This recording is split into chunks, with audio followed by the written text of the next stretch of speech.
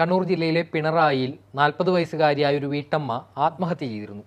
ഈ ആത്മഹത്യക്ക് കാരണമായി ഇവരുടെ ആത്മഹത്യാക്കുറിപ്പ് കഴിഞ്ഞ ദിവസം പോലീസ് കണ്ടെത്തുന്നു. അതിൽ പരിശോധന നടത്തുമ്പോൾ അറിയുന്നത് ഇവർ കഴിഞ്ഞ ദിവസം ഒരു ആൺസുഹൃത്തുമായി സംസാരിച്ച് നിൽക്കുമ്പോൾ പ്രദേശത്തെ SDPI പ്രവർത്തകർ ഇവരെ തടഞ്ഞു വെക്കുകയും തുടർന്നൊരു സദാചാര വിചാരണ നടത്തുകയും അതിൽ മനംനൊന്താണ് ഇവരുടെ ആത്മഹത്യയുമെന്നാണ് സോഷ്യൽ മീഡിയ വലിയ രീതിയിൽ ചർച്ച ചെയ്തുകൊണ്ടിരിക്കുകയാണ്.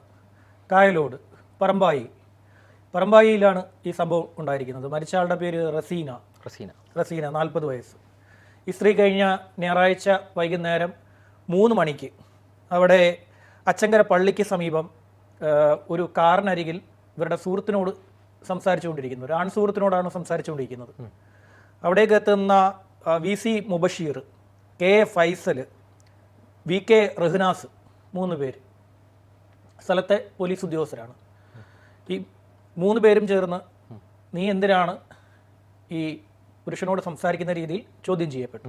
അതവിടെ നടന്നിട്ടുള്ള സംഭവമാണ്. കാര്യം എന്ന് വെച്ചാൽ ഇത് നമ്മൾ പറയുന്നത് നമ്മൾ എന്താ പറയുക കണ്ടുപിടിച്ച് പറയുന്നതല്ല, പോലീസിൻ്റെ FIRലുള്ള സാധനമാണ്. അപ്പോൾ ഇവർ അവിടെ ചോദ്യം ചെയ്തു ഈ സ്ത്രീയെയും അതുപോലെ തന്നെ ഈ കൂടെ ഉണ്ടായിരുന്ന സുഹൃത്തിനെയും. തുടർന്ന് ഇയാളെ അവിടുത്തെ ഒരു മൈതാനത്തേക്ക് പിടിച്ചുകൊണ്ടുപോയി. ഈ കൂടെ ഉണ്ടായിരുന്ന ആൺസുഹൃത്തിനെ പിടിച്ചുകൊണ്ടുപോയി അവിടെ കൊണ്ടുപോയി അയാളെ മർദ്ദിച്ചു.